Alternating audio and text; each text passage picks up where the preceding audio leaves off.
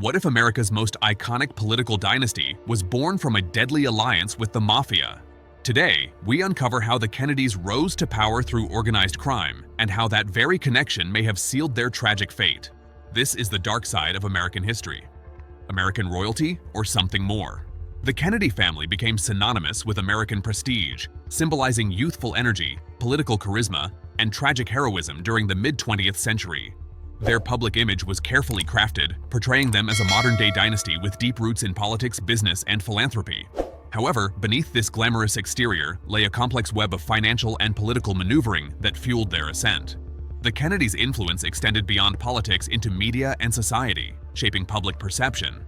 Their story raises questions about the true nature of their power, whether it was purely meritocratic or built upon hidden alliances and strategic partnerships that blurred lines between legitimate success and shadowy dealings. Joseph P. Kennedy's Prohibition-era bootlegging partnerships. Joseph P. Kennedy's fortune was significantly shaped during the Prohibition era, when the manufacture, sale, and transport of alcohol were illegal in the United States. He capitalized on this by forming secretive alliances with powerful figures in the underground liquor trade. These partnerships allowed him to control the import and distribution of high-quality spirits, generating immense profits. Kennedy's business acumen enabled him to navigate the risky world of bootlegging with remarkable skill, blending legitimate operations with illicit activities. This foundation laid the groundwork for his financial empire, which later funded his family's political ambitions, demonstrating a shrewd understanding of both legal loopholes and underworld connections. The mob's role in building the Kennedy fortune. Organized crime played a crucial role in the early accumulation of the Kennedy family's wealth. The mob provided the necessary muscle, distribution networks, and protection that allowed Joseph Kennedy's bootlegging ventures to flourish. This relationship was mutually beneficial. The Kennedys gained access to lucrative smuggling routes and enforcement, while the mob secured political influence through the family's rising prominence. These alliances extended beyond simple business arrangements, creating a web of obligations and debts that intertwined the Kennedys with criminal enterprises. The mob's involvement was a hidden yet powerful force behind the family's rise, shaping their trajectory in ways that would later lead to conflict and tragedy. Key crime bosses. Frank Costello, Lucky Luciano, and Meyer Lansky were among the most influential mob figures connected to the Kennedy family's early ventures. Costello, known as the Prime Minister of the Underworld, was instrumental in managing bootlegging operations and political corruption. Luciano revolutionized organized crime by creating a national syndicate, while Lansky specialized in financial operations and money laundering.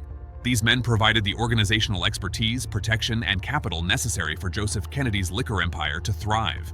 Their involvement extended beyond business, influencing political outcomes and maintaining a delicate balance of power between crime and politics. Their legacy is intertwined with the Kennedys' story of power and peril. Rum Row and the art of smuggling liquor. During Prohibition, Rum Row referred to a line of ships anchored just beyond U.S. territorial waters, serving as floating warehouses for alcohol destined for American shores. This ingenious system allowed smugglers to legally sell liquor to intermediaries without violating domestic laws. Joseph Kennedy's operations utilized Rum Row to import premium spirits, leveraging this loophole to build a thriving business. The process required careful coordination between international shipping, local distribution, and protection from law enforcement. This complex network was a testament to the sophistication and risk involved in bootlegging, highlighting how the Kennedys' early success depended on mastering the art of smuggling and navigating legal gray areas. Transition from bootlegger to legitimate businessman. Joseph P. Kennedy expertly shifted from illicit bootlegging to establishing a legitimate liquor empire as Prohibition ended. By securing exclusive distribution rights for renowned brands like Gordon's Gin and Hague Scotch through his company, Somerset Importers, he positioned himself as a reputable businessman overnight. Utilizing a medical license to import alcohol legally before repeal, Kennedy ensured his warehouses were stocked and ready. This seamless transition was marked by strategic timing and insider knowledge, allowing him to capitalize on the newly legal market. His ability to transform illegal profits into lawful enterprises laid the financial foundation for the Kennedy family's future political endeavors and solidified their status in American society. Wait a second, do you think the Kennedys could have risen to power without their connections to the Mafia? Share your thoughts with us in the comments below. Funding campaigns with underworld money. The Kennedy family's political rise was heavily supported by financial backing from organized crime. The wealth amassed through bootlegging and liquor distribution provided the capital necessary to fund ambitious political campaigns. Joseph Kennedy Sr. understood the power of money in politics and cultivated relationships with crime figures who could deliver both funds and influence. These alliances ensured access to voter mobilization networks controlled by the mob, particularly in key cities like Chicago.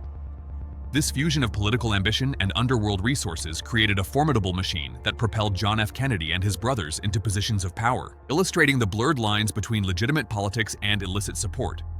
The 1960 presidential election. The 1960 election was a pivotal moment where organized crime's political clout played a decisive role.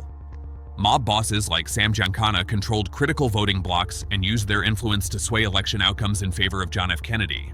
The Chicago outfit's control over precincts and unions facilitated vote buying and turnout efforts, particularly in crucial swing states. This intervention helped Kennedy overcome religious and regional barriers, such as winning the West Virginia primary, which was essential for proving a Catholic candidate's viability. The collaboration between political operatives and the mob demonstrated how electoral victories could be engineered through covert alliances and manipulation of the democratic process. Frank Sinatra. Frank Sinatra served as a unique bridge between the glamour of Hollywood and the shadowy world of organized crime during JFK's rise. His close ties to both the Kennedy family and mob figures made him an ideal intermediary for delicate negotiations. Sinatra's involvement included facilitating meetings and delivering messages between Joseph Kennedy and crime bosses like Sam Giancana. His celebrity status provided cover and access to elite social circles, enabling discreet communication that would have been politically damaging if exposed. Sinatra's role exemplifies how cultural icons were sometimes entwined in political and criminal networks, influencing history behind the scenes through personal relationships and strategic positioning. Judith Campbell Exner.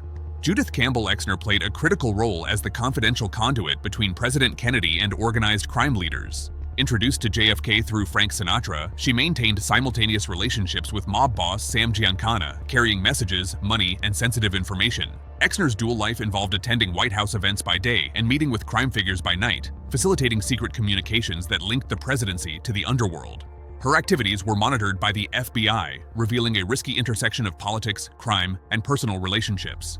Exner's story highlights the complex and dangerous connections that underpinned the Kennedys' political power and the vulnerabilities those ties created. Robert F. Kennedy's War on Organized Crime. As Attorney General, Robert F. Kennedy launched an unprecedented crackdown on organized crime, dramatically increasing federal prosecutions and dismantling major crime syndicates. He expanded the Justice Department's resources, coordinating efforts across multiple agencies to target racketeering, gambling, and corruption. Under his leadership, convictions soared and crime families faced relentless pressure.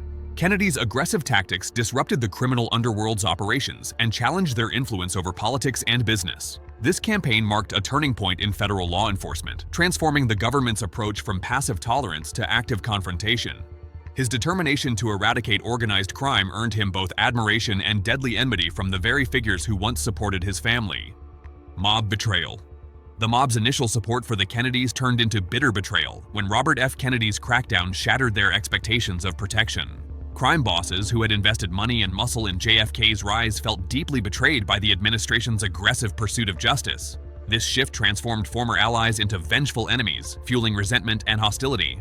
The mob's fury was palpable, with leaders openly discussing retaliation and assassination. The relationship that once provided mutual benefit deteriorated into a dangerous feud, marked by threats and violence. This betrayal underscored the fragile nature of alliances built on convenience rather than loyalty, ultimately contributing to the Kennedys' tragic fate. Assassination plots and FBI surveillance.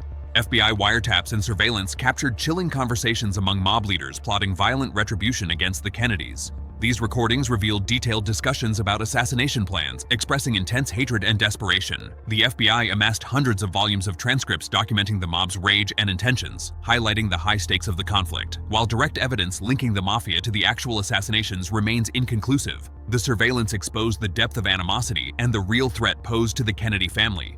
This intelligence painted a portrait of a criminal underworld willing to resort to extreme measures to protect its interests and retaliate against perceived betrayal. The Kennedy story is a powerful reminder of how ambition, power, and betrayal can intertwine with the darkest forces. Whether the Mafia truly marked them for death remains a mystery, but the legacy of their rise and fall continues to captivate and haunt American history. Thanks for watching.